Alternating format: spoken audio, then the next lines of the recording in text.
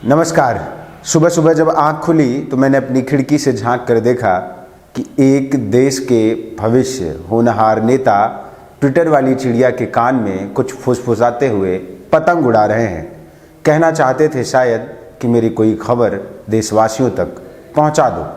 और उसके बाद ट्विटर वाली चिड़िया के जरिए उन्होंने देश को बताया, राष्ट्रहित, प्रदेश हित, जनहित एवं समाज हित की भावनाओं के साथ आज से नए अध्याय का प्रारंभ करने जा रहा हूं। भारत के यशस्वी प्रधानमंत्री श्री नरेंद्र भाई मोदी जी के नेतृत्व में चल रहे राष्ट्र सेवा के भगीरथ कार्य में छोटा सा सिपाही बनकर काम करूंगा। ट्विटर की चिड़िया के कानों में ये बात बोल रहे युवा नेता थे हार्दिक पटेल।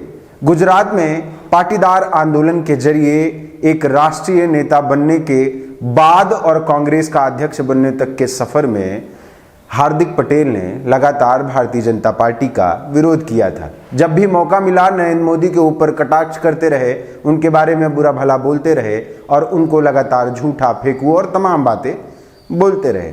लेकिन आज की तारीख में हार्दिक पटेल ने भारतीय जनता पार्टी को, अमित शाह को, नरेंद्र मोदी जी को अपना नेता मान लिया है और बाकायदा आज की तारीख में उन्होंने गुजरात में भारतीय जनता पार्टी ज्वाइन कर ली। आपकी जानकारी के लिए बताएं कि ये युवा नेता जो आप हमारी खिड़की में देख रहे हैं पतंग उड़ाता हुआ, ये युवा नेता अभी तक कांग्रेस का कार्यकारी अध्यक्ष हुआ करता था। चंद रोज पहले ही इस नेता ने अपने पद से इस्तीफा दिया था।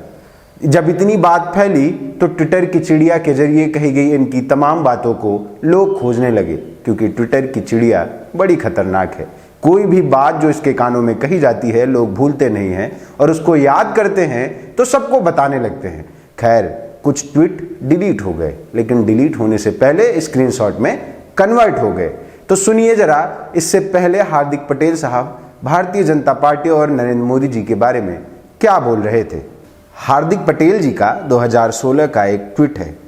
उसमें लिखा है कि अगर सुबह का देशद्रोही शाम को भाजपा में जुड़ जाए तो उसे देशभक्त कहते हैं।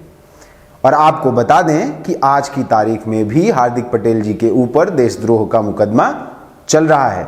अब गारंटी ली जा सकती है कि वो देशभक्त बन जाएंगे। इसके बाद आगे जाएंगे तो आप पाएंगे कि इन्होंने एक और ट्वीट लिखा था कि हार जीत के कारण पाले व्यापारी बदलते हैं, विचारधारा के अनुयायी नहीं, लड़ूंगा, जीतूंगा और मरते दम तक कांग्रेस में रहूंगा। कांग्रेस ज्वाइन करने के बाद हार्दिक पटेल जी के अंदर का युवा स्वाभिमानी नेता ये ट्विटर की चिड़िया में चीख चीख के कह रहा था, जैसे अब की फुसफुसा के कहा, ऐसे भी नहीं बोला था।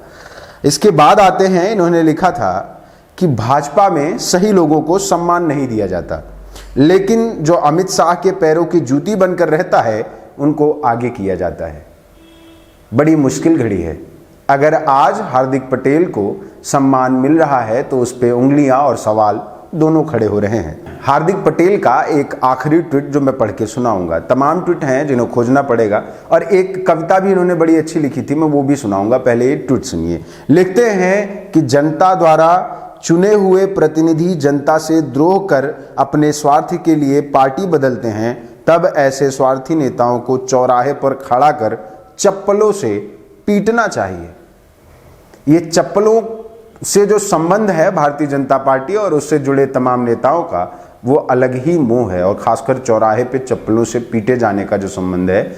आप इसमें जब बहुत पीछे इतिहास में जाएंगे तो आपको मोहनजोदाड़ो की सभ्यता में खुदाई में प्राप्त होगा कि चौराहों पर चप्पलों की पिटाई का जुमला बड़ा पुराना है। भाइयों बहनों, मैंने सिर्फ देश से 50 दिन मांगे हैं, 50 दिन।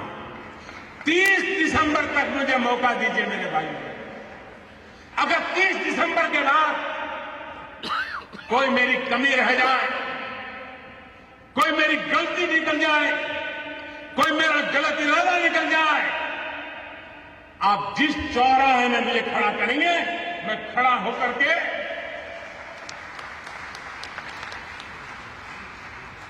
देश जो सजा करेगा वो सजा भुगतने के लिए तैयार है।